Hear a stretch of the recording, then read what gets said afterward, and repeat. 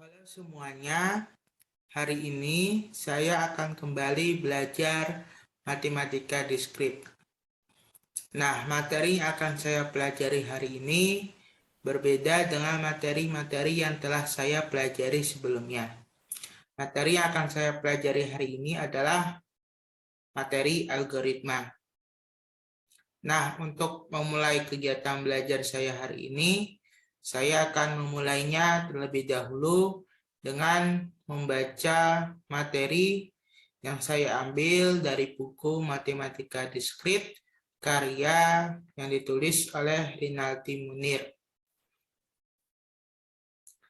Nah, di sini sudah terlihat ada slide atau tampilan tentang algoritma, yaitu bagian 5.1 tentang algoritma yang diambil dari buku Matematika Diskrit yang disusun atau ditulis oleh Rinaldi Munir. Nah, kita akan mulai dengan membaca sebuah pendahuluan. Sebuah masalah dipecahkan dengan mendeskripsikan langkah-langkah penyelesaiannya. Misalnya masalah pengurutan atau sorting berikut. Diberikan sejumlah bilangan bulat, tuliskan semua bilangan bulat tersebut dalam urutan yang menaik. Metode untuk pengurutan data diskrit sudah banyak ditemukan orang. Metode pengurutan sering digambarkan dalam sejumlah langkah terbatas yang mengarah pada solusi permasalahan. Urutan langkah-langkah penyelesaian masalah ini dinamakan algoritma. Jadi, dari pendahuluan ini didapatkan definisi 5.1, yaitu algoritma adalah urutan logis langkah-langkah penyelesaian masalah yang disusun secara sistematis. Nah, kemudian ditinjau dari asal-usul kata algoritma sendiri mempunyai sejarah yang aneh. Jadi, kata ini tidak muncul di dalam kamus Webster sampai akhir tahun 1957. Orang hanya menemukan kata algoritma yang berarti proses menghitung dengan angka Arab. Anda dikatakan algoris jika Anda menggunakan angka Arab. Para ahli bahasa berusaha menemukan asal kata algoritma ini, namun hasilnya kurang memuaskan. Akhirnya, para ahli sejarah matematika menemukan asal mula kata tersebut. Kata algoritma berasal dari nama penulis buku Arab yang terkenal, yaitu Abu Ja'far Muhammad Ibnu Musa Al-Khawarizmi, yang kita kenal sebagai Al-Khawarizmi. Sedangkan Al-Khawarizmi sendiri dibaca orang Arab, dibaca orang Barat menjadi algoritma. Al-Khawarizmi menulis buku yang berjudul Kitab Al-Jabar wal Muqabalah, yang artinya buku pemugaran dan pengurangan. The Book of Restoration and Reduction. Dari judul buku itu, kita juga memperoleh akar kata aljabar, atau dalam bahasa Inggrisnya algebra. Perubahan dari kata algoritma menjadi algoritma muncul karena kata algoritma sering dikelirukan dengan aritmetik, sehingga akhiran ism berubah menjadi item. Karena perhitungan di angka Arab sudah menjadi hal yang sudah biasa atau lumrah, maka lambat laun kata algoritma berangsur-angsur dipakai sebagai metode perhitungan atau komputasi secara umum, sehingga kehilangan makna aslinya. Dalam bahasa Indonesia, kata algoritma diserap menjadi algoritma. Meskipun algoritma sering dikaitkan dengan ilmu komputer, namun sesungguhnya dalam kehidupan sehari-hari pun banyak terdapat proses yang digambarkan dalam suatu algoritma. Cara-cara membuat kue atau masakan misalnya dinyatakan dalam satu resep. Misalnya resep membuat masakan rendang Padang adalah contoh sebuah algoritma. Nah, misal yang pertama, potong daging sapi menjadi potongan-potongan dadu atau sesuai selera. Kedua, haluskan bumbu berupa bawang merah, bawang putih, cabai merah, kunyit, saus, dan jahe. 3, Masukkan seluruh bumbu tadi ke dalam santan. Tambahkan 2 buah daun jeruk, 1 lembar daun kunyit, dan sebatang serai. 4. Masak santan di atas api sedang, aduk terus hingga santan mendidih. 5. Masukkan daging sapi dan kecilkan api. Sekali-kali santan diaduk agar tidak pecah. Dan yang keenam, yang terakhir, jika sudah timbul minyak dan santan sudah kering, matikan api, rendang siap dihidangkan. Ini merupakan resep membuat masakan rendang Padang, namun juga merupakan sebuah contoh algoritma. Contoh-contoh algoritma yang lain dalam kehidupan sehari-hari, misalnya pola pakaian, panduan praktikum, papan not balok, dan pengisian voucher, seperti yang ditunjukkan pada tabel di bawah ini. Proses yang pertama membuat kue. Algoritmanya adalah resep kue. Contoh langkah dari algoritma adalah masukkan telur ke dalam wajan, kocok sampai mengembang. Kemudian membuat pakaian. Algoritmanya pola pakaian. Contoh langkah dalam algoritmanya adalah gunting kain dari pinggir kiri bawah ke arah kanan sejauh 5 cm. Kemudian dalam praktikum reaksi kimia, algoritmanya adalah panduan praktikum. Contoh langkah dalam algoritmanya adalah campurkan 10 ml H2SO4 asam sulfat dengan 15 ml NaOH, natrium hidroksida. Kemudian yang keempat, merakit mobil. Algoritmanya adalah panduan merakit. Contoh langkah dalam algoritmanya adalah sambungkan komponen A dengan komponen B. Kemudian kegiatan sehari-hari, algoritmanya jadwal harian. Contoh langkah dalam algoritmanya adalah pukul 15.00 tidur siang, pukul 16.00 membuat PR. Kemudian yang keenam, memainkan musik. Algoritmanya papan not balok. Contoh langkah dalam algoritma adalah not balok. Kemudian yang ketujuh, contoh yang ketujuh yaitu mengisi voucher kartu prabayar telepon genggam atau handphone HP.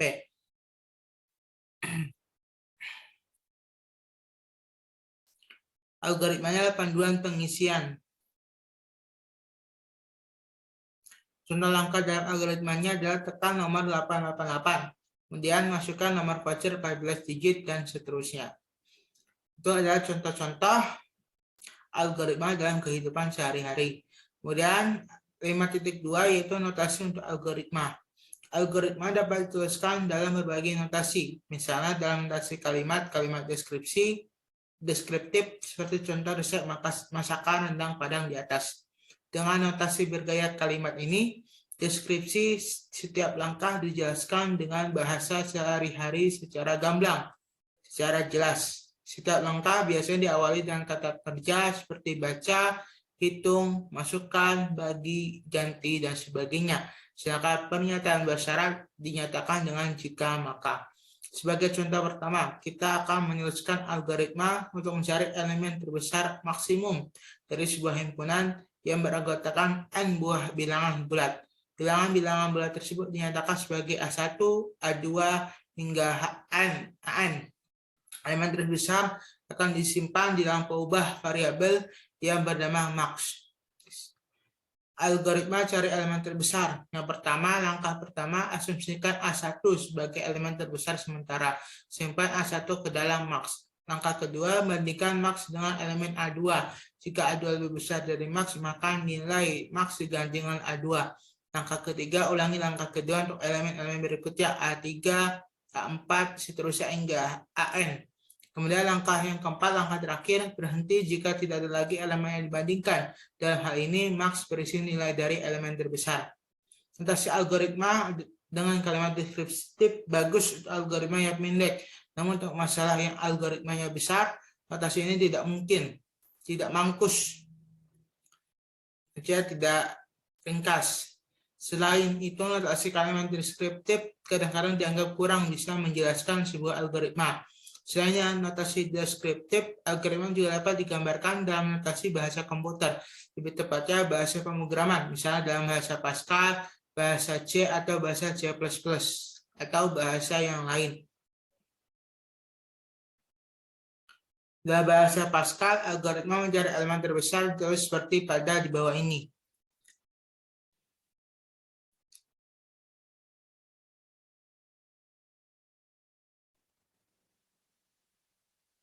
Ini adalah algoritma 5.1 atau program Pascal untuk mencari elemen terbesar. Kemudian, sayangnya setiap bahasa komputer memiliki aturan sintaks yang rumit yang membuat algoritma tersebut menjadi lebih sulit dipahami. Padahal, sebuah algoritma pada hakikatnya berisi abstraksi dari model penyelesaian masalah, sehingga algoritma seharusnya dibebaskan dari hal-hal teknis yang tidak perlu, misalnya tanda titik koma pada akhir setiap pernyataan, format masukan dan keluaran, dan lain-lain. Hal ini diperumit oleh kenyataan bahwa saat ini terdapat puluhan bahasa komputer. Setiap bahasa tentu mempunyai aturan sintaks yang berbeda-beda. Para ilmuwan komputer lebih menyukai menuliskan algoritma dalam notasi yang lebih praktis, yaitu notasi pseudokode atau kode semu. Pseudokode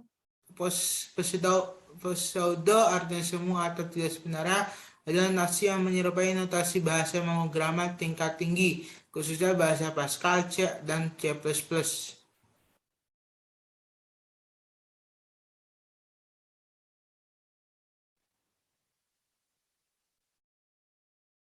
Hasil pengamatan memperlihatkan bahwa bahasa pemrograman umumnya mempunyai notasi yang hampir mirip untuk beberapa instruksi seperti notasi if then else, while do, repeat until, read, write, dan sebagainya. Berdasarkan pengamatan tersebut, maka beberapa penulis buku algoritma termasuk penulis buku ini mendefinisikan notasi algoritma yang disebut pseudokode itu. Tidak seperti bahasa pemrograman yang direpotkan dengan tanda titik koma atau semikolon, indeks, format keluaran, dan kata-kata khusus, dan sebagainya. Sembarang versi pseudokode dapat terima asalkan perintahnya tidak membingungkan pembaca. Keuntungan menggunakan notasi pseudokode adalah kemudahan mengkonversinya, lebih tepat disebut mentranslasi konotasi bahasa pemrograman. Karena terdapat korespondensi antara sita pseudokode dengan notasi bahasa pemrograman. Korespondensi ini dapat diwujudkan dengan tabel translasi dari notasi algoritmik ke notasi bahasa pemrograman apapun. Pseudokode yang digunakan dalam buku ini adaptasi dari bahasa Pascal, namun tidak benar-benar mematuhi semua sintak Pascal. Dan menggunakan notasi pseudokode, algoritma mencari elemen terbesar ditulis dengan notasi pseudokode seperti berikut. Seperti yang ditunjukkan pada algoritma 5.2. Itu algoritma untuk mencari elemen terbesar notasi pseudokode. Ini adalah algoritmanya. Prosedur cari elemen terbesar dalam kurang input A1, A2 hingga AN dengan integer, output max sama dengan integer. Kemudian mencari elemen terbesar di antara elemen A1, A2 hingga N. Elemen terbesar akan disimpan dalam max. Masukkan A1, A2 hingga N, keluaran max. Deklarasi I sama titik 2 integer. Algoritma max seperti ini, max A1 for I 2 to N do, if I lebih besar max then, maka max A1, and if and for AI max A1 for I 2 to and do, if AI lebih besar max then max AI, and if and for.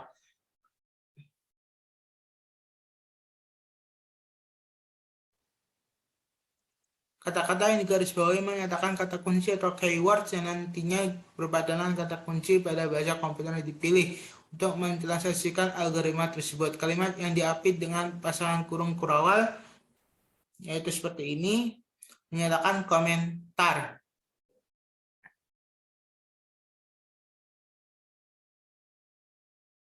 Komentar berguna untuk lebih memperjelas instruksi yang dituliskan. Pengubah lokal yang digunakan dalam algoritma dituliskan pada bagian deklarasi, sedangkan langkah-langkah penyelesaian masalah dinyatakan di bagian algoritma. Data masukan untuk algoritma dituliskan setelah kata input, sedangkan keluaran algoritma dituliskan setelah kata output. Jika suatu peubah berfungsi sebagai masukan dan keluaran, maka peubah tersebut dituliskan sesudah kata input atau output. Karakter panah ke kiri menyatakan bahwa nilai di sebelah kanannya diisikan ke dalam berubah di sebelah kirinya. Jadi ini A1 dimasukkan ke dalam mux. Kemudian for I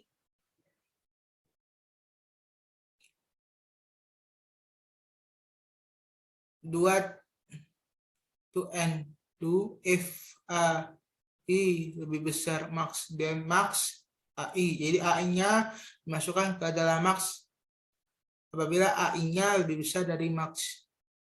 Dan and if and for. Dan ada bagian 5.3 itu beberapa contoh algoritma. Di bawah ini disajikan beberapa contoh algoritma. Algoritma pertama bertukarkan nilai dari dua buah ubah. Algoritma kedua mencari elemen tertentu di antara sekumpulan nilai bilangan bulat. Sedangkan algoritma ketiga adalah algoritma untuk mengurutkan sekumpulan bilangan bulat. Yang pertama, algoritma mempertukarkan nilai dari dua buah ubah. Diberikan dua buah ubah X dan Y. Nilai X dan Y dipertukarkan sehingga X akan berisi nilai Y. Sedangkan Y akan berisi nilai X yang lama. Misalnya, setelah pertukaran X sama dengan 10, Y sama dengan 8. Setelah pertukaran X sama dengan 8 dan Y sama dengan 10. Dalam operasi pertukaran ini, kita membutuhkan sebuah ubah bantu, temp, sebagai tempat menampung sementara nilai dari salah satu berubah X atau Y. Algoritma pertukaran nilai tersebut ditunjukkan oleh algoritma 5.3 berikut.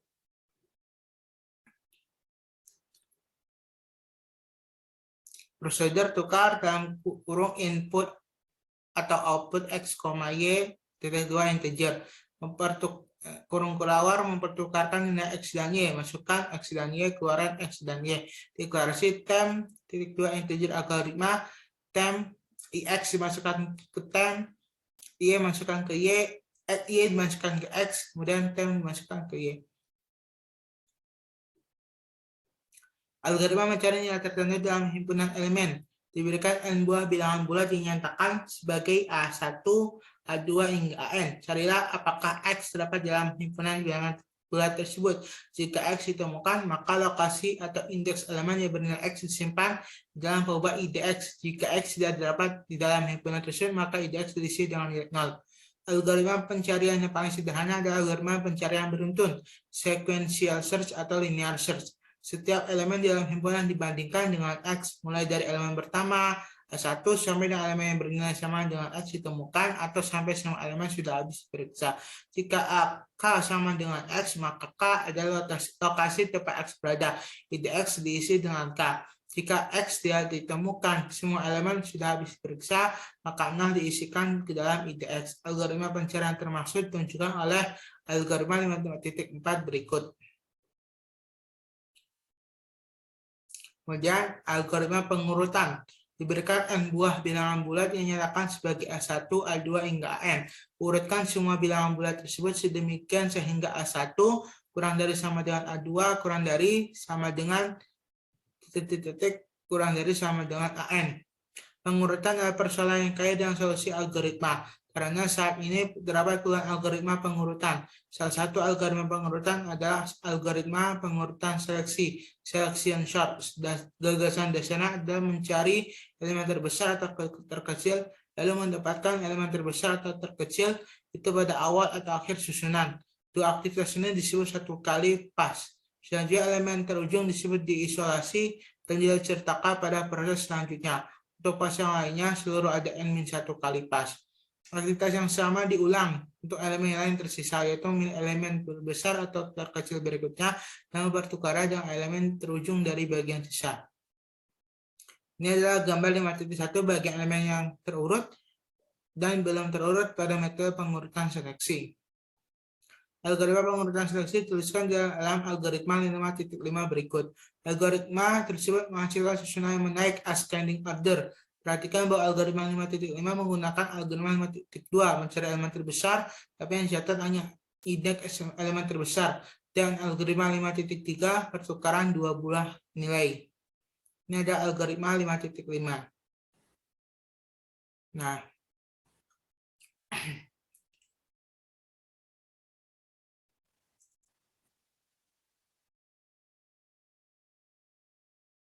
kemudian Saya akan membaca materi di buku yang kedua, yaitu buku Algoritma dan Pemrograman yang juga ditulis dan disusun oleh Rinaldi Munir.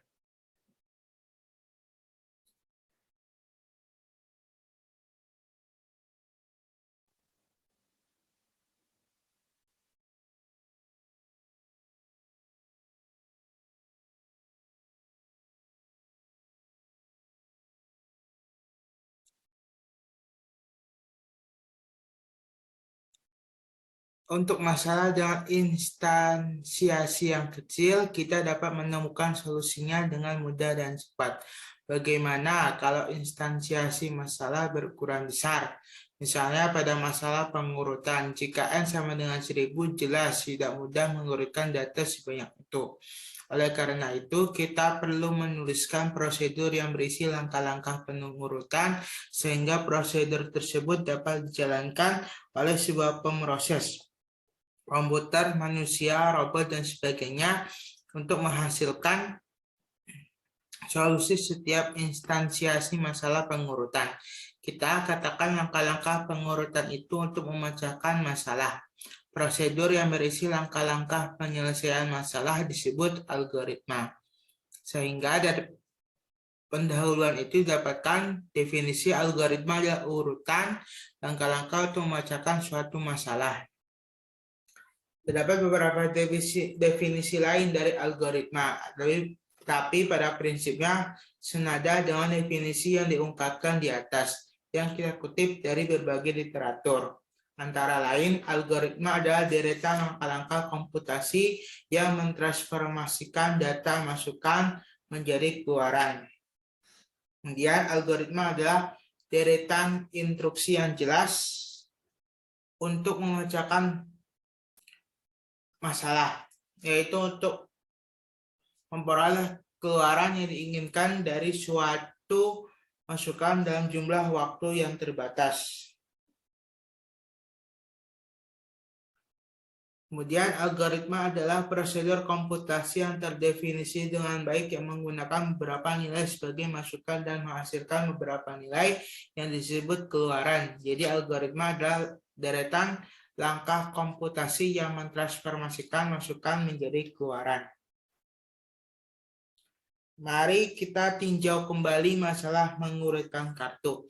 Jika kita mempunyai satu kartu yang berjumlah N sama dengan 50 buah, maka secara tradisional langkah-langkah yang biasa dilakukan orang kalau mengurutkan kartu adalah dengan mencari kartu bernomor terkecil terlebih dahulu, lalu letakkan pada posisi pertama atau atas. Selanjutnya, cari kartu dengan nomor terkecil berikutnya, lalu letakkan di bawah kartu pertama. Begitulah kita mencari kartu dan nomor terkecil, ketiga, keempat, dan seterusnya, sampai hanya tersisa satu kartu. Kalau sudah tersisa satu kartu, maka tidak perlu diurutkan lagi. Dan kita memperoleh tumpukan kartu yang seluruh kartunya sudah terurut dari nomor kecil ke besar. Langkah-langkah pengurutan 50 buah kartu dapat kita tuliskan sebagai berikut. Setiap langkah diberi nomor urut 1, 2, 3, dan seterusnya. 1. Cari kartu dan nomor terkecil. 2. Tempatkan kartu tersebut pada posisi paling atas. 3. Cari kartu dengan nomor terkecil berikutnya. Keempat, tempatkan kartu tersebut bawah kartu pertama. Kelima, cari kartu dan nomor terkecil berikutnya. Keenam, tempatkan kartu tersebut bawah kartu kedua dan langkah atau proses tersebut diulang. Dan seterusnya. Hingga XX, cari kartu dan nomor terkecil berikutnya. Kemudian XXS, tempatkan kartu tersebut dua kartu ke 48. Tersisa satu kartu lagi, tetapi tidak perlu diurutkan lagi. Perhatikanlah bahwa sebenarnya dalam rangkaian langkah-langkah di atas terjadi pengulangan dua langkah penting, yaitu 1. Cari kartu dengan nomor terkecil, dan 2. Tempatkan kartu tersebut pada posisi yang tepat. Kedua langkah utama ini diulang berkali-kali sampai hanya tersisa sebanyak satu kartu saja. Berarti jumlah pengulangan adalah sebanyak N sama dengan 50 min 1 sama dengan 49 kali. Maka secara garis besar, kita dapat menuliskan langkah-langkah mengurutkan kartu N buah kartu secara umum sebagai berikut. 1. Cari kartu yang amat terkecil di antara kartu yang tersisa.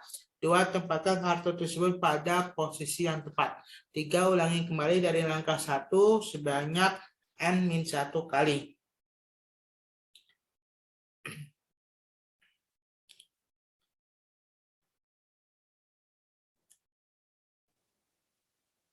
Atau ulangi kembali dari langkah 1 dan 2 sampai tersisa 1 kartu saja. Langkah-langkah yang kita tuliskan di atas itulah disebut algoritma. Dikatakan bahwa kita telah memspesifikasikan algoritma pengurutan. Perhatikan bahwa langkah 1 dan 2 masih perlu dirinci lagi. Bagaimana langkah-langkah mencari nomor terkecil? Bagaimana menempatkan nilai terkecil pada posisi yang seharusnya? Apakah memerlukan proses pertukaran tempat dengan kartu yang lain?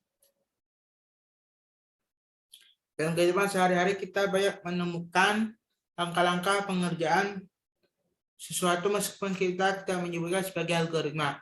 Itu bukan algoritma, tapi cara melakukan sesuatu. Contohnya resep membuat masakan, terdapat di dalam tabloid, majalah, atau buku resep masakan. Panduan praktikum terdapat di dalam buku modul praktikum.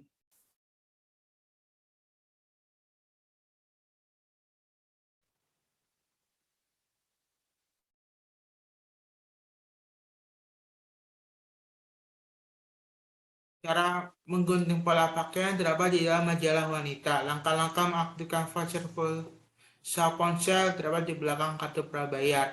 Cara mencari saluran ditulis di buku panduan TV, cara merakit barang elektronik, dan sebagainya. Contoh langkah-langkah memasak atau pengerjaan di dalam resep masakan. Pertama, tuangkan 1 gelas santan ke dalam wajan. 2. Masukkan bumbu-bumbu yang sudah dihaluskan, aduk hingga merata. 3. Tambahkan garam, merica, dan kecap asin. 4. Masak dengan api sedang sambil diaduk. Contoh langkah-langkah pengerjaan dalam praktikum kimia. 1. Siapkan tabung reaksi ukuran 100 cc. 2. Teteskan 50 cc larutan H2SO4 ke dalam tabung. 3. Campurkan 20 cc larutan NaOH ke dalamnya. Aduk hingga tercampur merata. Contoh langkah-langkah pengisian pulsa kartu prabayar.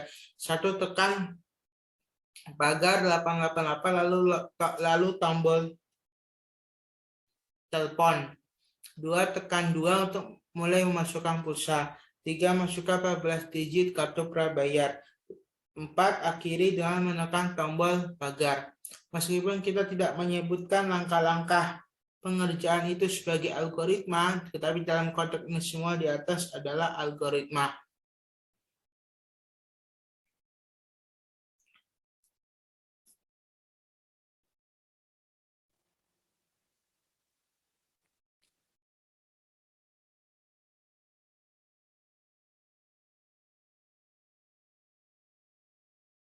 Secara umum, benda yang mengerjakan proses disebut pemroses atau prosesor. Jadi algoritma itu sebuah algoritma mengerjakan sebuah proses. Pemroses tersebut dapat berupa manusia, komputer, robot, atau alat-alat mekanik atau elektronik lainnya. Pemroses melakukan suatu proses dengan melaksanakan atau mengeksekusi algoritma yang menjabarkan proses tersebut. Melaksanakan algoritma berarti mengerjakan langkah-langkah dalam algoritma tersebut. Ibu-ibu yang mencoba resep suatu masakan akan membaca satu persatu langkah pembuatannya. Lalu ia mengerjakan proses sesuai yang ia baca. Setiap masalah mempunyai algoritma pemecahannya. Tugas kita sebagai pemecah masalah problem solver untuk mendeskripsikan langkah-langkah penyelesaiannya. Di bawah ini berikan contoh masalah sederhana dalam kehidupan sehari-hari dan algoritma pemecahannya. Yang pertama, misalkan terdapat ada 2 buah ember atau bejana yang berisi air larutan yang berwarna, sebut saja ember A dan B. Ember A berisi air yang berwarna merah, sedangkan ember B berisi air yang berwarna biru. Volume air di dalam kedua ember sama banyaknya. Bagaimana mempertukarkan? Cara mempertukarkan isi kedua ember tersebut. Isi kedua ember itu sedemikian sehingga nantinya ember A akan berisi air larutan berwarna biru dan ember B berisi air larutan berwarna merah. Di sini ada gambar dari permasalahan tersebut. Dua buah ember berisi air yang berbeda warna. Ember A berisi warna merah dan ember B berisi warna biru. Ini merah.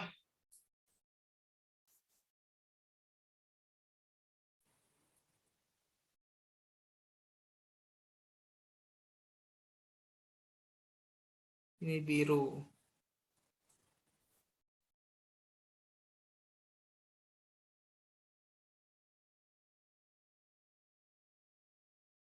Penyelesaian kita tidak bisa langsung mempertukarkan air dalam kedua ember tadi begitu saja, sebab cara seperti itu menyebabkan terjadinya percampuran.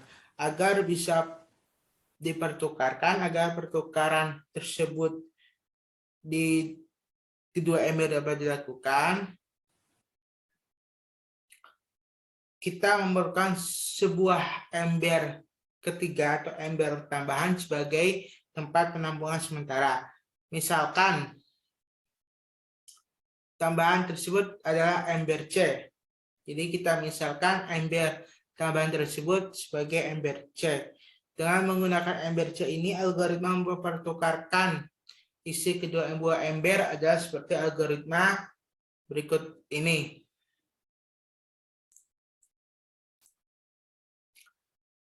Algoritma mempertukarkan isi dua buah ember A dan B. 1. Tuangkan air dari ember A ke dalam ember C. 2. Tuangkan air dari ember B ke dalam ember A. 3. Tuangkan air dari ember C ke dalam ember B. Proses pertukaran tersebut diilustrasikan dalam urutan gambar di bawah ini. Kedua keadaan awal sebelum pertukaran, yaitu ini ember A masih berwarna merah, ini ember B berwarna biru, ini ember C kosong. Kemudian langkah pertukaran pertama, tuangkan air dari ember A ke dalam ember B, maka ember A menjadi kosong, ember B tetap berwarna biru, berisi air berwarna biru, dan ember C berisi air berwarna merah. Kemudian langkah kedua, tuangkan air dari ember B ke dalam ember A. Maka ember A sekarang berisi larut air yang berwarna biru, ember B kosong, dan ember C masih tetap berisi air berwarna merah. Kemudian langkah ketiga, tuangkan air dari ember C ke dalam ember B. Maka sekarang ember A berisi air berwarna biru, ember B berisi air berwarna merah, dan ember C kembali kosong. Kemudian keadaan akhir setelah pertukaran yaitu ember A berisi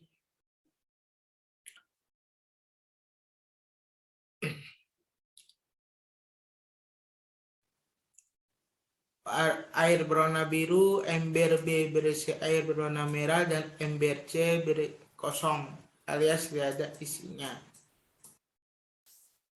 Kemudian, algoritma mempertukarkan isi dua buah ember telah memberikan hasil sesuai yang diharapkan.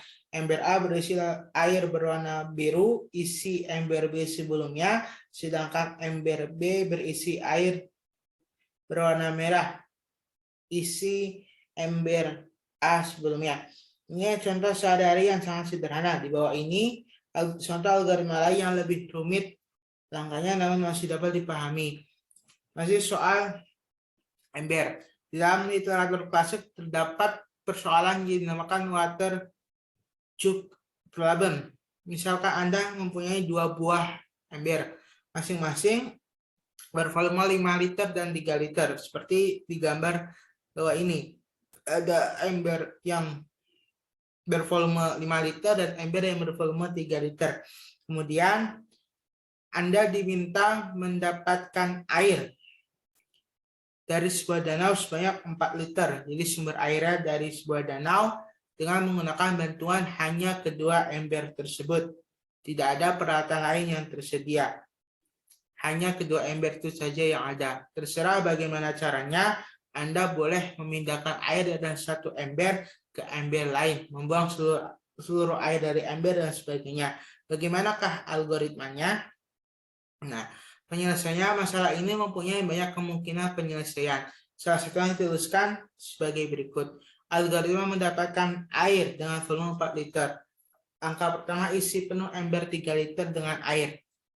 Ember 3 liter berisi 3 liter air. Angka kedua, tuangkan air dari ember 3 liter ke dalam ember 5 liter. Ember 5 liter sekarang berisi 3 liter air. Isi penuh ember 3 liter dengan air. Ember 3 liter berisi 3 liter air. Langkah keempat, tuangkan air dari ember 3 liter ke dalam ember 5 liter hingga penuh. Di dalam ember 3 liter sekarang tersisa 1 liter air. Langkah kelima, buang seluruh air dari ember 5 liter. Ember 5 liter kosong. 6. Tuangkan air dari ember 3 liter ke dalam ember 5 liter. Ember 5 liter sekarang berisi 1 liter air. Langkah ketujuh, isi penuh ember 3 liter dengan air. Ember 3 liter berisi 3 liter air. Langkah ke-8 dan langkah terakhir, tuangkan air dari ember 3 liter ke dalam ember 5 liter. Ember 5 liter sekarang berisi 1 + 3 sama dengan 4 liter air. Ternyata cukup repot, cukup rumit juga mendapatkan air 4 liter. Mungkin Anda punya langkah penyelesaian atau algoritma yang berbeda dengan yang disajikan di atas. Atau mungkin jumlah langkahnya lebih sedikit, atau lebih panjang, atau banyak dari algoritma. Perhatikanlah di dalam algoritma di atas, kita tambahkan, kita beri catatan atau komentar yang dicetak miring di dalam tanda kurung berawal, dalam pasangan tanda kurung berawal. Komentar ini kelak berguna untuk memahami algoritma. Misalkan saja, misal di sini catatannya adalah ember 3 liter berisi 3 liter air. Kemudian ada lagi ember 5 liter sekarang berisi 3 liter air dan seterusnya.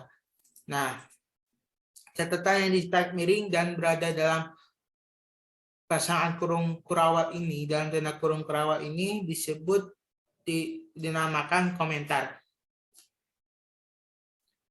Jadi komentar ini akan berguna untuk lebih memahami langkah-langkah yang tertulis di dalam algoritma. Kemudian persoalan yang ketiga yaitu persoalan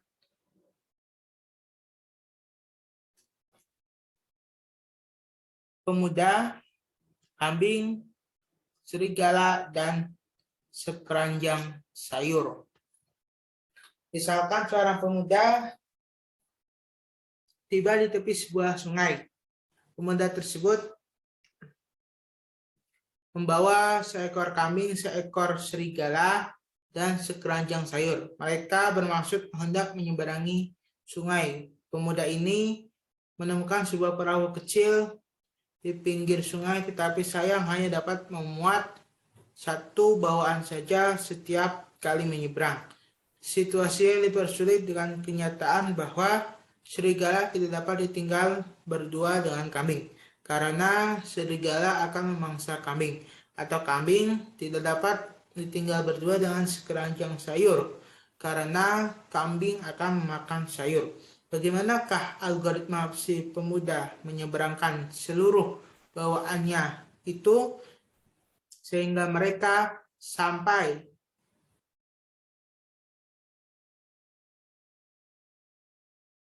ke seberang sungai dengan selamat? Tentu saja hanya si pemuda yang bisa mendayung dan perahu. Penyelesaiannya di sini ada keadaan awal dan keadaan akhir. Nah, awal di sisi A ada pemuda tersebut, serigala, kambing, dan keranjang sayur. Kemudian keadaan akhir sisi B-nya terdapat pemuda, serigala, kambing, dan sekeranjang sayur. Keadaan awal dan keadaan akhir proses penyeberangan pemuda dan bawaannya terdiri dari serigala, kambing, dan sekeranjang sayur. Perahu hanya dapat memuat satu orang saja pada setiap kali menyeberang. Serigala tidak dapat ditinggalkan bersama kambing, begitu pula kambing tidak dapat ditinggalkan bersama sayur. Penyelesaiannya misalkan sisi sungai pertama dinamakan A, dinamakan sisi A, dan sisi sungai seberangnya kita dinamakan sisi B. Keadaan awalnya di sisi A ada pemuda, serigala, kambing, dan sayur. Keadaan akhir yang kita inginkan adalah di sisi B ada pemuda, serigala, kambing, dan sayur.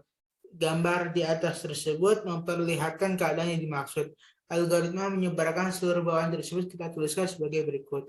Jadi kita misalkan pemuda dengan P, serigala dengan S, kambing dengan K, dan sayur dengan Y. Maka algoritma menyeberangkan pemuda yang bawahnya 1. Pemuda menyeberangkan kambing dari sisi A ke sisi B. Sekarang sisi A berisi S, K, dan Y. Sedangkan sisi P berisi P dan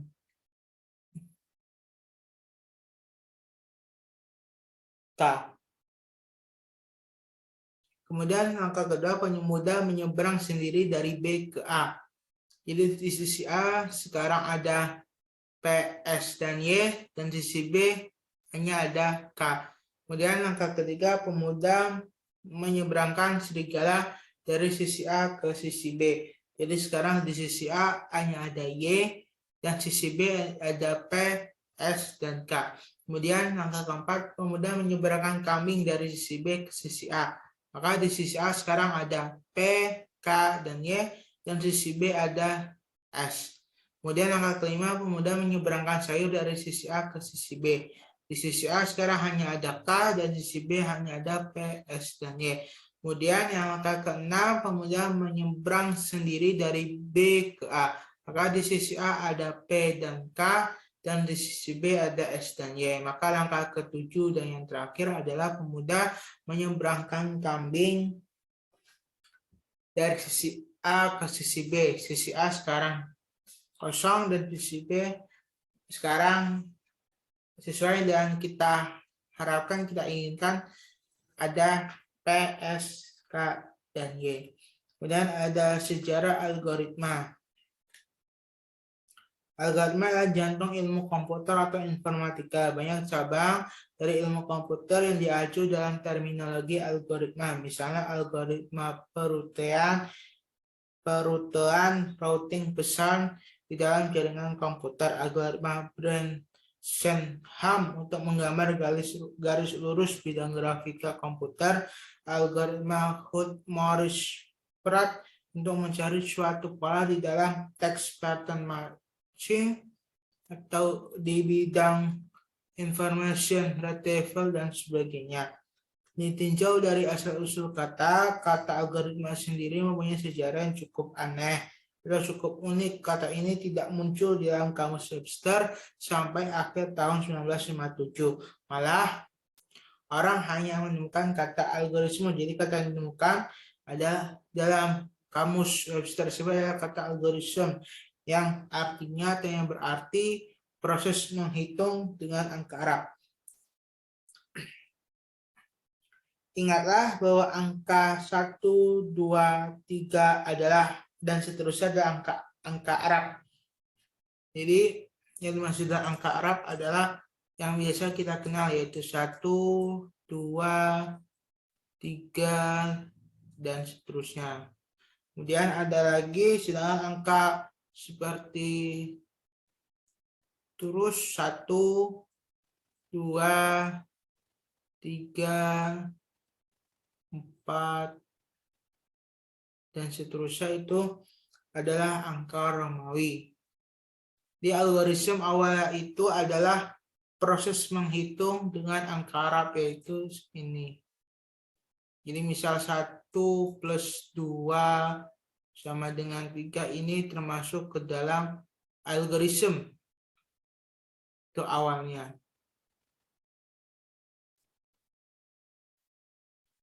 Nah, Anda dikatakan algoritma jika Anda menggunakan angka Arab. Para ahli bahasa berusaha menemukan asal kata algoritma ini, namun hasilnya kurang memuaskan.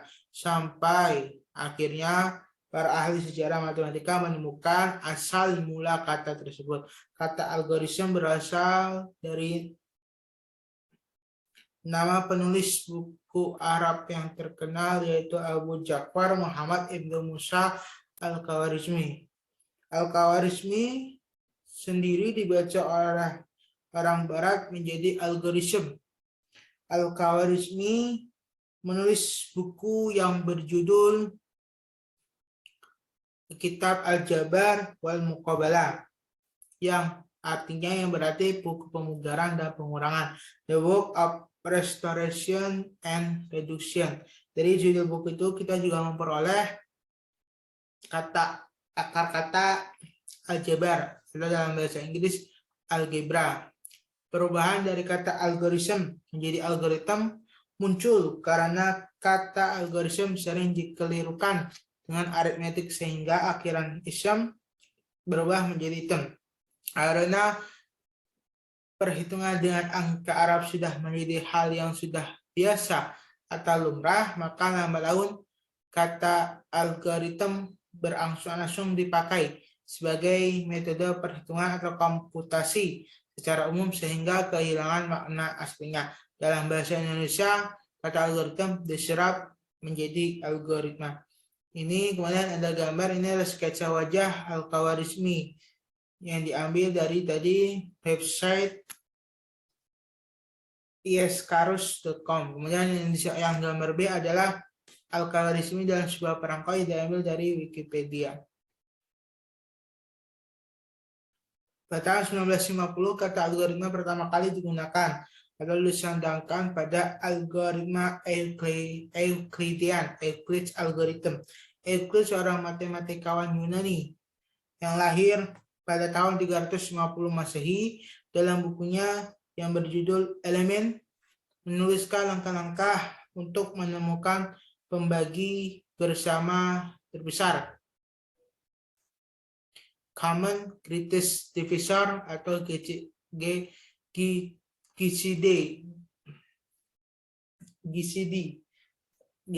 atau dalam bahasa Indonesia adalah faktor persekutuan terbesar, FPB, dari dua buah bilangan bulat M dan N.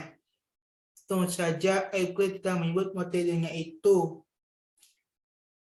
atau metode GCD-nya itu dengan kata atau sebagai algoritma. Baru di abad modern lah orang-orang menyebut metodenya itu sebagai algoritma Euclidean. Pembagi bersama terbesar atau EPB atau faktor persekutuan terbesar dari dua buah bilangan bulat tak negatif adalah bilangan bulat positif terbesar yang habis membagi kedua bilangan tersebut. Misalkan M sama dengan 80 dan N sama dengan 12. Semua faktor membagi 80 adalah 1, 2, 4, 5, 8, 10, 1, 2, 4, 5, 8, 10, 16, 20, 40, 80. Kemudian, dan semua faktor membagi 12 adalah 1, 2, 3, 4, 6, dan 12. Maka GCD 80,12 sama dengan 4. Itu sama saja dengan faktor persekutuan terbesar. Langkah-langkah mencari GCD atau FPB dari 80 dan 12 dan algoritma Euclidean adalah sebagai berikut. 80 dibagi 12 hasilnya sama dengan 6, sisa 8. 12 bagi 8 sama dengan 1, sisa sama dengan 4. 8 dibagi 4 sama dengan 2, sisa sama dengan Ditulis 80 sama dengan 6 kali 12 plus 8. Kemudian yang baris kedua ditulis sebagai 12 sama dengan 1 dikali 8 ditambah 4. Kemudian yang baris ketiga ditulis sebagai 8 ditambah dengan 4 kali 2 ditambah 0. Karena pembagian yang terakhir menghasilkan 0, maka sisa pembagian terakhir sebelum 0 yaitu 4 menjadi GCD atau FPB 80 dan 12. Jadi FPB atau GCD 80 dan 12 itu 9, GCD atau FPB dari 12 dan 8 itu sama dengan GCD atau FPB dari 8 dan 4 sama dengan GCD atau FPB dari 4 dan 0 sama dengan 4. Jadi proses mencari GCD atau FPB dari 80 dan 12 juga dapat diilustrasikan dalam diagram berikut. Diagramnya adalah seperti ini. Kemudian terdapat beberapa versi algoritma Euclidean. Salah satu versinya dituliskan bawah ini. Algoritma Euclidean diberikan dua buah bilangan bulat dengan negatif M dan N dengan M lebih besar atau sama dengan N. Algoritma Euclidean mencari pembagi bersama terbesar.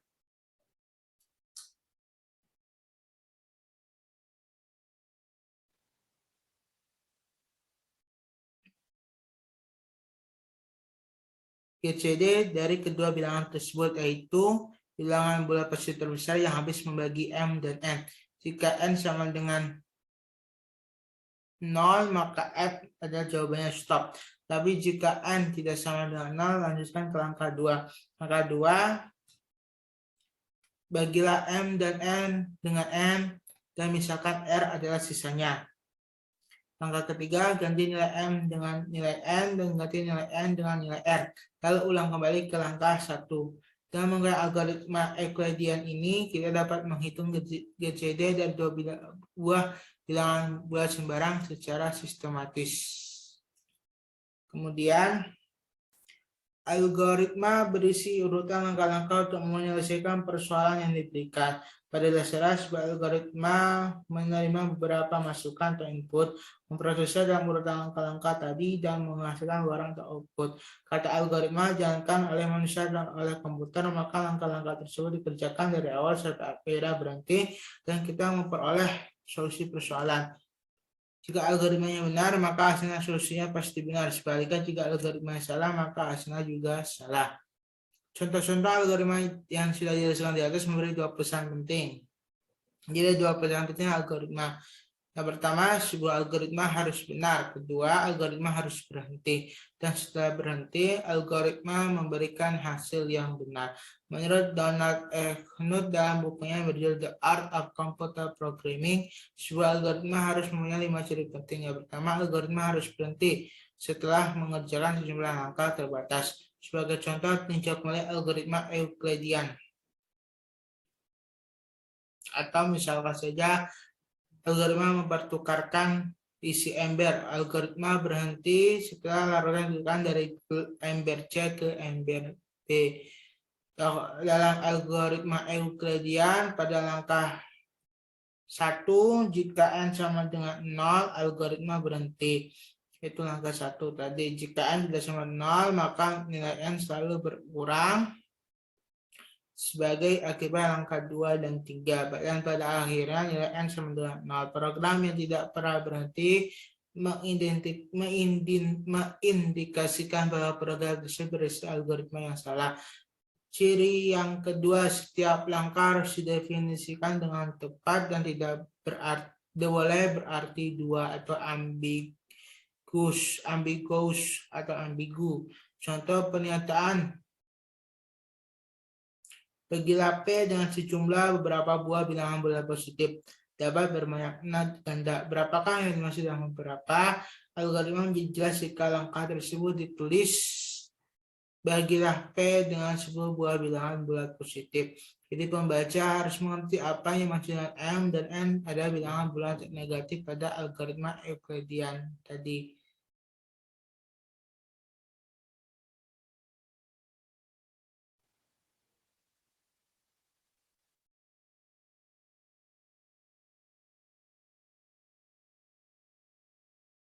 Kemudian ciri ketiga, algoritma memiliki 0 atau lebih masukan atau input masukan ialah besaran atau parameter nilai yang diberikan kepada algoritma atau proses algoritma Euclidean. Misalnya, mempunyai dua buah masukan M dan N, sedangkan pada algoritma memperkirakan isi ember, masukannya ember A dan ember B. Kemudian ciri keempat, algoritma mempunyai 0 atau lebih keluaran atau output. Keluaran dapat berupa pesan atau besaran yang memiliki hubungan dengan masukan. Contohnya pada algoritma mempertukarkan isi ember tidak mempunyai luaran, sedangkan pada algoritma Euclidean mempunyai satu luaran, yaitu M pada langkah 1, yang merupakan pembagi bersama terbesar atau EPB dari kedua masukannya. Dan ciri yang terakhir atau ciri kelima, algoritma harus aktif atau efektif. Setiap langkah harus sederhana, sehingga dapat dikerjakan dalam jumlah waktu yang masuk akal. Langkah yang masih global masih perlu diperinci lagi menjadi langkah yang dapat dilaksanakan oleh pemproses. Kemudian, bagaimana dengan notasi algoritma atau notasi algoritmik?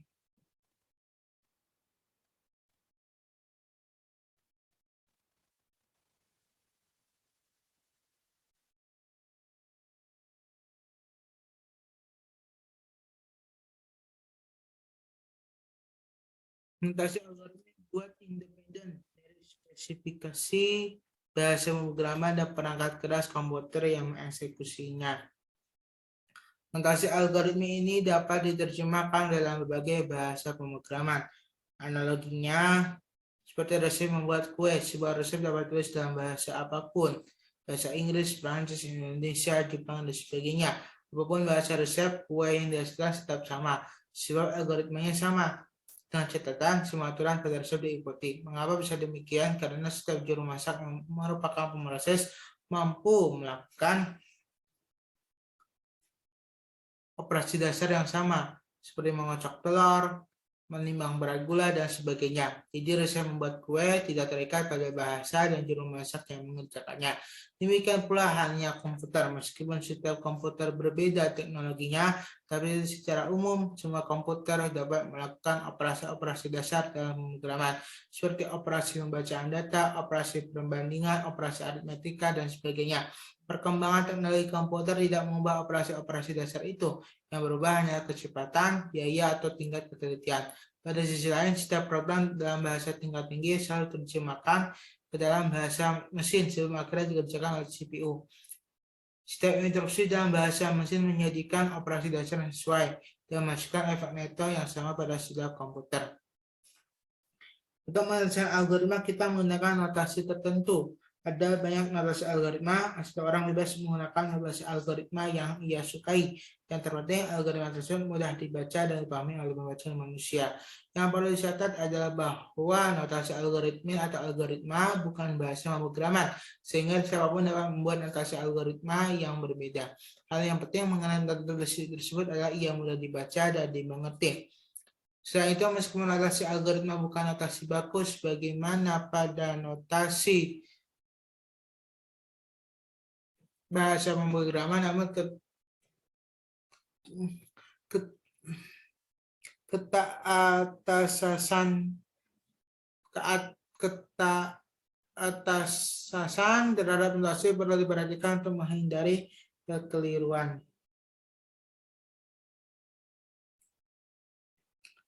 Di bawah ini kita kemukakan beberapa notasi yang digunakan untuk menulis algoritma. Sebagai ilustrasi, jadi masalah yang dijadikan contoh ilustrasi adalah masalah mencari pembagi bersama terbesar atau menghitung pembagi bersama terbesar dan menggunakan algoritma Euclidean. Itu seperti yang sudah dijelaskan sebelumnya.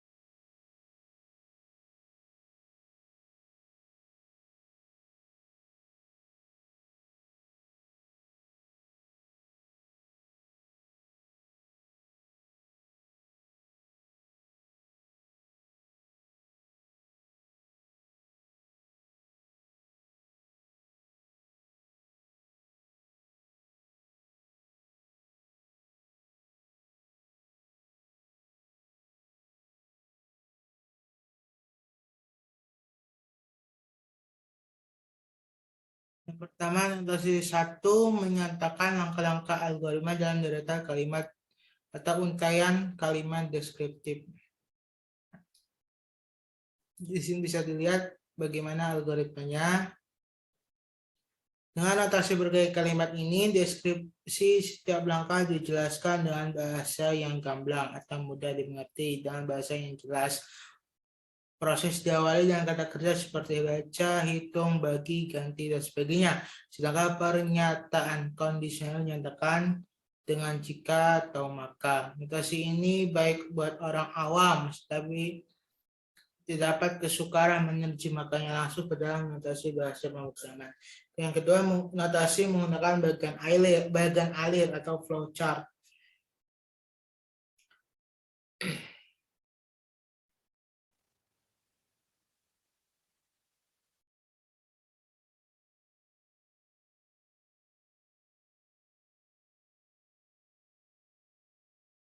Pada masa awal perkembangan komputer, menspesifikasikan menuliskan algoritma dalam bentuk bagian alir atau flowchart yang mengekspresikan algoritma sebagai sekumpulan bentuk-bentuk geometris seperti persegi panjang, lingkaran, jajaran jenjang, metode intan, dan sebagainya yang berisi langkah-langkah komputasi.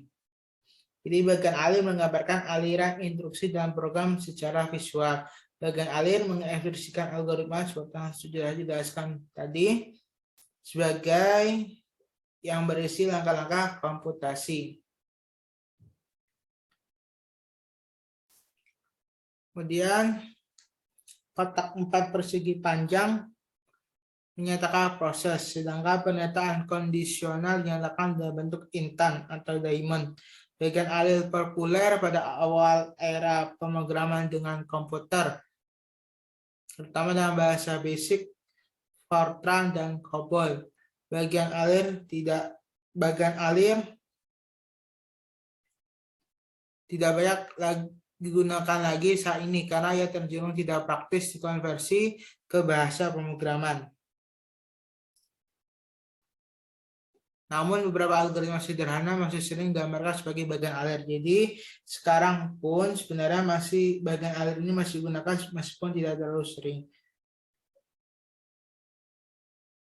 Jadi notasi algoritma dan diagram alir cocok untuk persoalan yang kecil dan sederhana.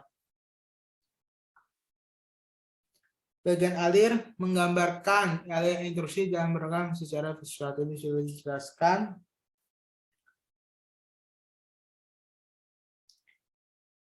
Jadi bagian alir tidak cocok untuk persoalan yang besar karena membutuhkan lembar halaman.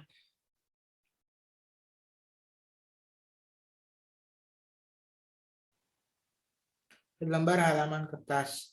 Selain itu, pengonversian notasi algoritma ke notasi bahasa pemrograman juga cenderung relatif lebih sukar.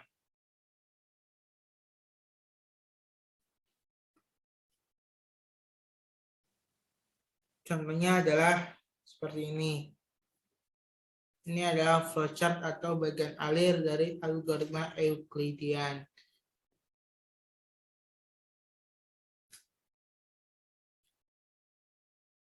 Keterangan ini adalah modulo. Modulo itu adalah operator pembagian dalam bulat yang menghasilkan sisa hasil pembagian. Contohnya 9 modulo 2 sama dengan 1 karena 9 dibagi 2 sama dengan 4 yang memberikan sisa 1. Kemudian di dalam diagram alir di atas ditambahkan instruksi pembacaan nilai M dan N. Kemudian yang ketiga, notasi menggunakan pseudokode. Para ilmuwan komputer lebih menyukai menuliskan algoritma dalam notasi yang lebih praktis, yaitu notasi pseudokode. Pseudo artinya semua atau tidak sebenarnya adalah notasi yang mirip dengan notasi yang mirip dengan notasi bahasa pemrograman tingkat tinggi. Khususnya paling sering bahasa Pascal dan C. Jika notasi tersebut mirip dengan bahasa Pascal misalnya, maka dinamakan notasi Pascal-like. Jika mirip bahasa C, dinamakan C-like. dan seterusnya. Lebih tepatnya, pseudokode disebut sebagai adalah campuran antara bahasa alami dengan bahasa pemrograman. Namun tidak seperti bahasa pemrograman yang direpotkan dengan tanda titik koma semikolon indeks format ukuran aturan khusus dan sebagainya.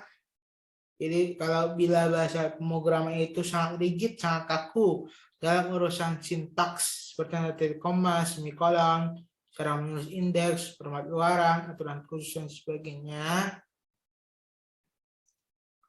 maka sembarang versi pseudokode dapat diterima. Asalkan perintahnya tidak membingungkan membaca. Jadi notasi pseudokode itu mengabaikan semuanya, yaitu titik koma, tanda titik koma, cara menulis indeks, format keluaran, aturan khusus dan sebagainya yang menjadi urusan sintaks dalam bahasa pemrograman.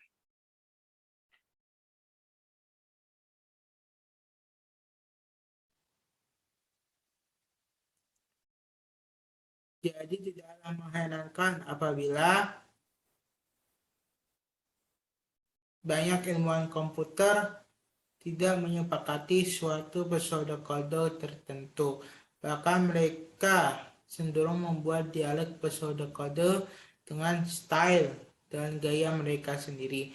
Keuntungan menggunakan mode notasi pseudokode adalah kemudahan mentranslasinya atau mengonversinya, lebih tepat disebut mentranslasi konotasi bahasa pemrograman karena terdapat korespondensi antara setiap pseudokode dengan notasi bahasa pemrograman.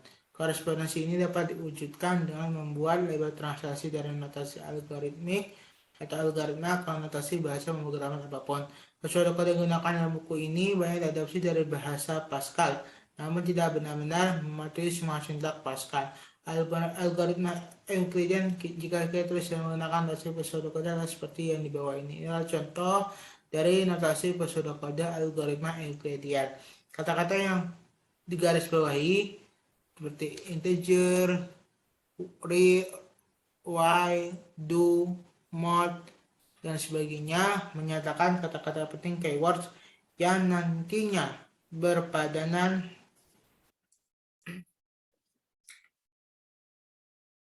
Dan ada and while, di sini juga ada right, itu nantinya akan berpadanan dengan kata penting pada bahasa atau dalam bahasa komputer, dalam bahasa pemrograman yang dipilih untuk mentransaksikan algoritma tersebut. Kemudian kalimat yang diapit dengan pasangan kurung kurawal, misalnya hitung sisa hasil pembagian, M lebih besar sama dengan N dan lain sebagainya, itu menyatakan komentar. Komentar berguna untuk lebih memperjelas instruksi yang dituliskan. Peubah atau simbol-simbol yang digunakan di dalam algoritma dituliskan pada bagian deklarasi. Jadi deklarasi M, N itu integer, yang boleh akan dicari faktor pembagi bersama terbesar. Kemudian ada R itu integer juga, itu sisa hasil bagi. Sedangkan langkah-langkah penyelesaian masalah, penyelesaian persoalan menyediakan bagian algoritma data masukan yang diperlukan algoritma dibaca dengan perintah input.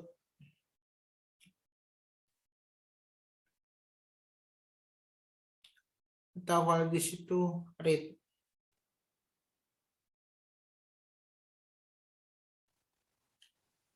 Sedangkan keluaran algoritma ditulis dengan perintah output atau write. Karakter panah ke kiri menyatakan bahwa nilai di sebelah kanannya diisikan ke dalam peubah di sebelah kirinya. Kata-kata lain seperti while, integer, dan lain-lain itu tidak akan dibahas dalam algoritma ini. Kemudian tidak ada pseudokode yang baku, oleh karena itu menuliskan algoritma dan notasi campuran antara pseudokode, notasi deskriptif, dan notasi matematik sah-sah saja dilakukan. Poin terpenting dari menuliskan algoritma dan notasi pseudokode adalah algoritma tersebut harus mudah dibaca dan dimengerti. Kemudian ada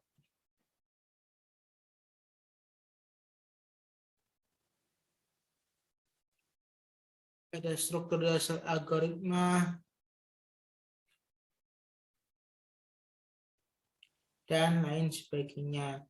Ini tidak akan dijelaskan karena ini sangat berkaitan erat dengan pemrograman, di mana kita tidak sedang belajar pemrograman, kita hanya belajar matematika diskrit. Namun perlu dipahami bahwa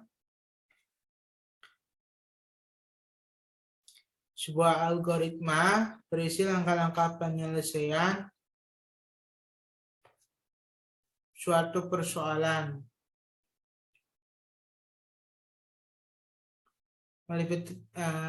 Langkah-langkah itu dapat diproses secara serial atau bisa berpindah ke langkah tertentu bila memenuhi kondisi tertentu atau dilakukan berulang-ulang. Pertama ada instruksi dan aksi. Sebuah algoritma pada hakikatnya itu merupakan deskripsi atau sekumpulan instruksi, langkah-langkah atau sekumpulan instruksi pelaksanaan suatu proses atau yang menggambarkan langkah-langkah penyelesaian suatu persoalan. Nah, setiap langkah algoritma dinyatakan dalam suatu pernyataan atau statement. Nah, statement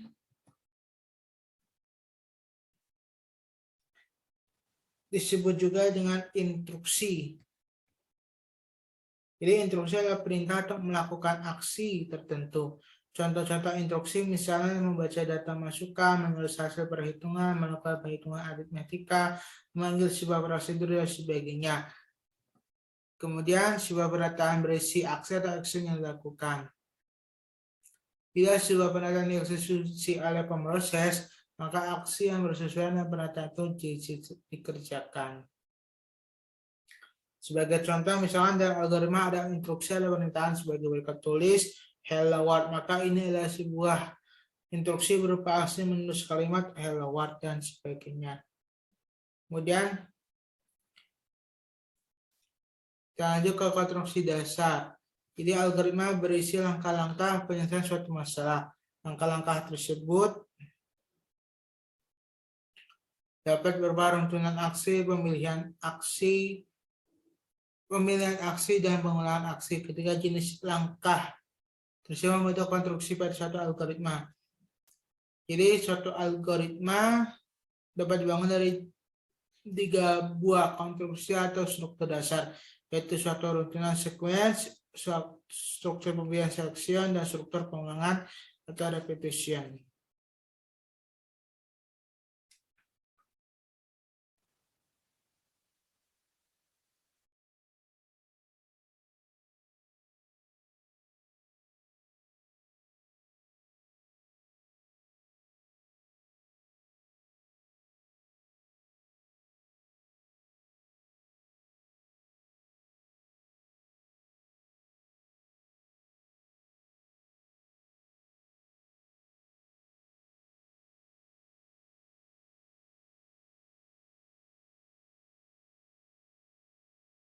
Jadi ini ada 3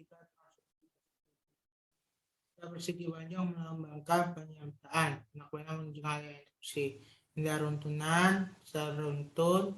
Ini ada pemilihan, if, dan pengulangan, loop.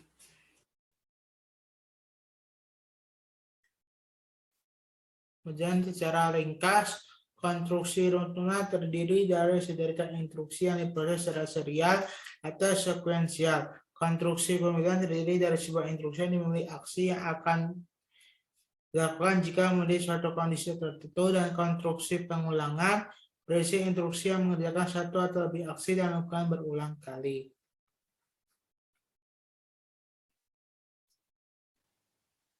Jadi seperti itu.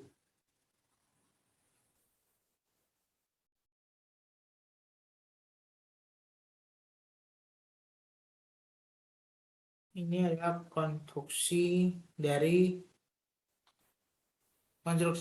algoritma.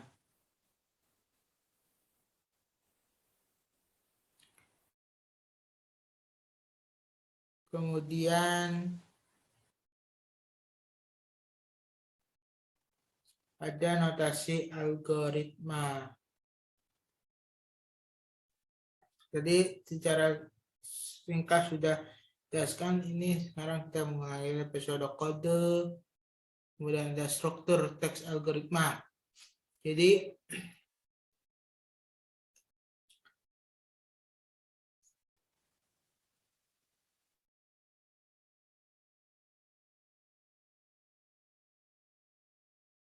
ini ada dua contoh. Pertama, dua buah algoritma sederhana diberikan untuk menghasilkan teks algoritma seperti apa yang dipakai dalam buku. Pertama, ada algoritma pertama untuk mencetak tulisan. Hello World. Algoritma Hello World hampir selalu ditemukan pada buku-buku bahasa pemrograman. Belajar pemrograman dan buku bahasa pemrograman sering memulai contoh program pertamanya dengan memberikan contoh bagaimana mencetak Hello World ke layar. Program Hello World pertama kali dikemukakan oleh Brian Will Kernighan, yaitu seorang penemu bahasa C. Ini algoritma untuk menulis Hello World. Dan algoritma kedua adalah program untuk mencetak tabel konversi suhu dalam derajat Fahrenheit dan suhu ekuivalen dalam derajat Celcius menggunakan rumus C sama dengan 5/9 F-32. Data masukkan suhu awal X dan suhu akhir Y. Tabel keluaran memuat suhu mulai dari X sampai G derajat F dengan kenaikan sebesar step, misalnya jika X sama dengan 0, Y sama dengan 100, dan step sama dengan 20. Tabel yang ingin dihasilkan kira-kira ini seperti bawah ini. Algoritmanya, maka untuk mencetak tabel konversi Fahrenheit Celcius dan sebagainya, ini ada algoritmanya. Sehingga ada memperhatikan kedua contoh algoritma sederhana di atas, maka teks algoritma selalu disusun oleh 3 bagian atau blok, yaitu bagian judul header, bagian declaration, dan bagian algoritma. Nah, ini adalah struktur teks algoritma. Program penjelasan tentang algoritma yang berisi uraian singkat mengenai masalah apa yang akan diselesaikan, termasuk apa masukan dan keluarannya. Dengan bagian declaration, semua nama yang dipakai atau berisi bagian ini berisi semua nama tipe, nama konstanta, nama peubah, nama prosedur, nama fungsi. Jadi diumumkan di bagian ini. Kemudian yang terakhir bagian algoritma. Itu bagian inti algoritma, berisi langkah-langkah penyelesaian masalah atau persoalan. Cara lebih gamblang penjelasan seperti ini. Ini adalah notasi algoritma bahasa baca dan C. Ini adalah lanjutan dari algoritma yang dipakai dalam pemrograman. Itu pengonversian notasi algoritma ke bahasa C dan Pascal. Jadi seperti itulah materi algoritma. Nah,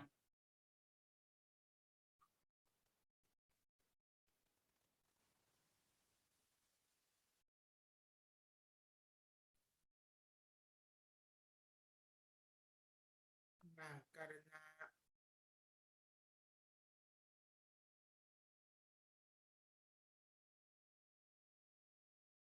saya sudah membaca materi tentang algoritma yang saya ambil dari dua buku, yaitu buku pertama Matematika Diskrit yang disusun oleh Rinaldi Munir, dan yang buku kedua adalah Algoritma dan Pemrograman yang juga disusun oleh Rinaldi Munir.